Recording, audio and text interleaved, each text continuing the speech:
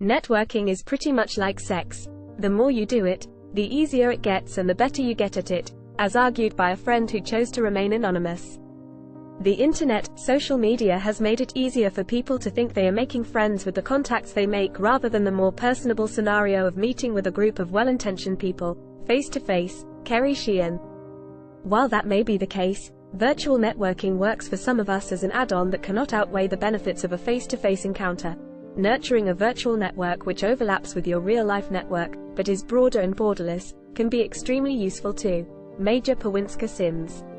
Today, many network because this is their job, constant push, relentless sale pitches, hoping and praying that by shoving their business card in front of a complete stranger, they will remember how great they were.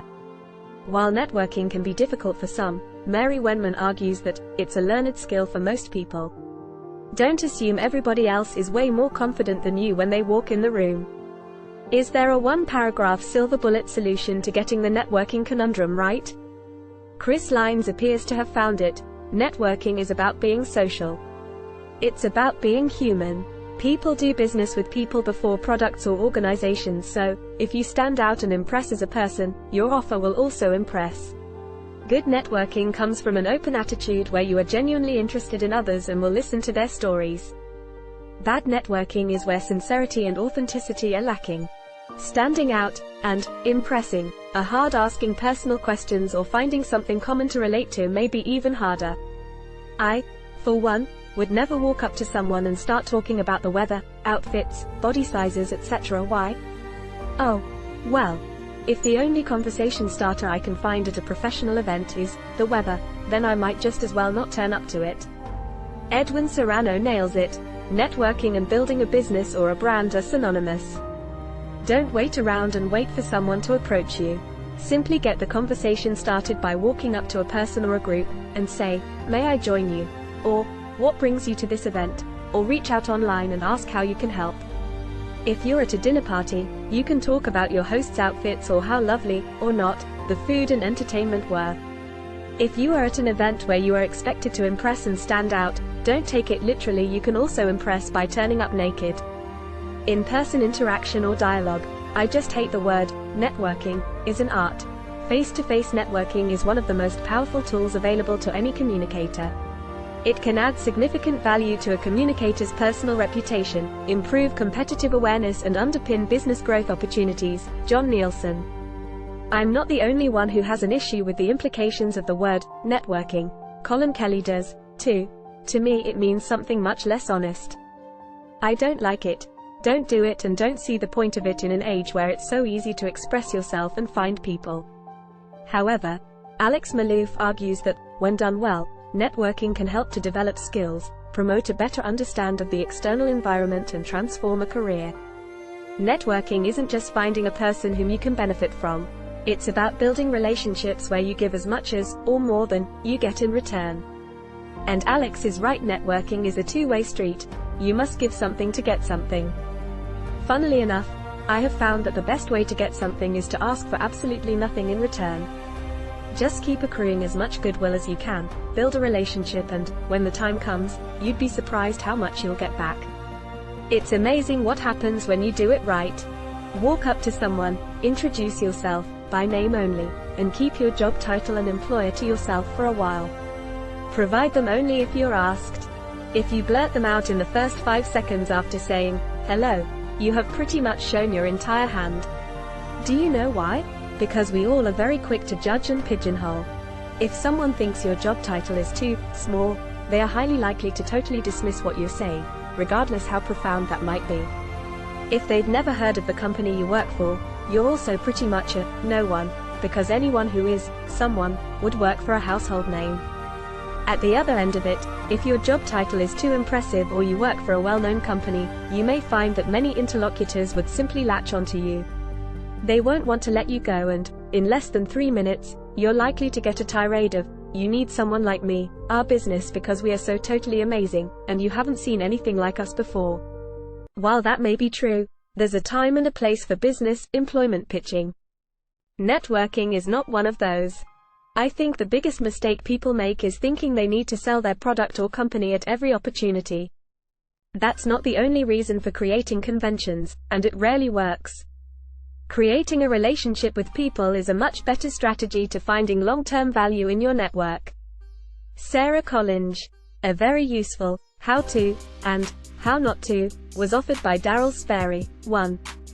Do remember that you have 2 ears and 1 mouth, and try and use them in that ratio. 2. Do give to get, and give first.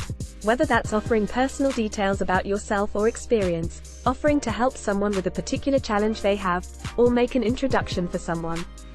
3. Do remember names. Make sure when you're introduced to someone that you remember their name.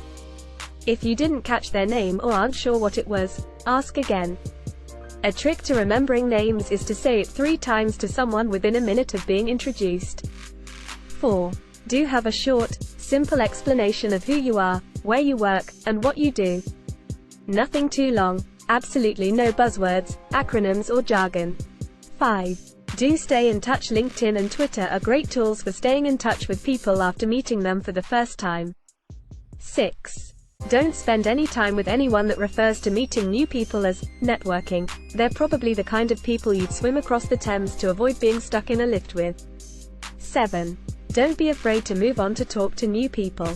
Have an excuse, like, there's someone here I must speak to, and move on. 8. Don't try and sell something to someone or ask for anything on a first introduction. You can amortize the value of a relationship on a longer time frame than 5 minutes. 9. Don't forget to be a human first, and someone who works for or represents a company or organization second. Many of us, for whatever reason and with no judgment passed, do approach this human-to-human interaction as a means to an end. Often, this means is a job. Many got one, others hope to. Networking can open career doors. Statistics show it's the best way to secure a new job, as you can be exposed to roles which would not ordinarily be advertised online or in other places. Kerry Sheehan. And networking, and networking alone, enabled me to move from Boston to Hawaii, and end up with the absolute best job in my entire career as a public relations professional. I reached out to members of the Hawaii chapter of the Public Relations Society of America, who met with me, offered me local job hunting advice and, ultimately, directed me to the Blood Bank of Hawaii and to a career-defining job. Kirk Hazlitt. As someone who has attended many public events, that's how I call them, I'm always surprised at the number of people whose second sentence is, "Who are you with?" or, "Who do you work for?" I don't know if you are doing it or know someone who does it. But it's impolite and inappropriate. Our value as human beings supersedes a job title or a potential employer. What happens if a new parent, who had given up his or her well-paid job as a high-flying executive of a large company, hasn't been working in the past 2 to 3 years because she or he wanted to see his or her baby become a toddler? Does the fact that she or he is unemployed for the moment make him or her worthless or of a lesser value? Absolutely not. This same scenario can apply to every one of us, for a variety of reasons. That is why you should always talk to the person, not to the job title. Understand what makes the person tick first, then consider whether you want to have a relationship based on trust and mutual respect. Sell your common sense and decency first. Without these, it's hard to sell anything else. No one ever teaches you how to network. You are just expected to pick it up naturally, which many do successfully. But it is left to our natural raw ability to work a room, which can leave some people intimidated or not able to build up connections simply because they lack confidence, or say the wrong thing, or make the wrong impression. Matt Clements. Keith Lewis argues that networking is a crucial part of all our lives, but whether it's in real life or online, it is always good to start with an idea of what you want to get out of it. That then helps you gain a benefit from it rather than playing everyone's game, or just filling time. At the opposite end, Colin Kelly disagrees with Keith's approach. In a business that relies entirely on relationships, I'm highly suspicious of anyone who networks in a deliberate, concerted way. It suggests a relationship because there's something you've predetermined that you want from it. Today it may be that networking is everything, as Rob Gage argued. I don't think that's entirely the case, simply because mingling with others or being seen at events are not necessarily indicators of one's worth, brilliance, employability or business prowess. Interacting and listening, offering advice and support, saying something really intelligent after just having listened to a speech, a debate or a presentation matter much more, and leave a lasting impression. The online space everyone uses and abuses these days is not a place of networking, it's a place of interaction and, for some, of observation and reaction. My only piece of advice on networking was said by someone far wiser and much more forgiving than I could ever be. People will forget what you said. People will forget what you did. But people will never forget how you made them feel. Maya Angelou. Thank you for being here today. Power and influence is a journey, and I would love to have you with me on it. If you enjoyed this video, please remember to subscribe to this channel.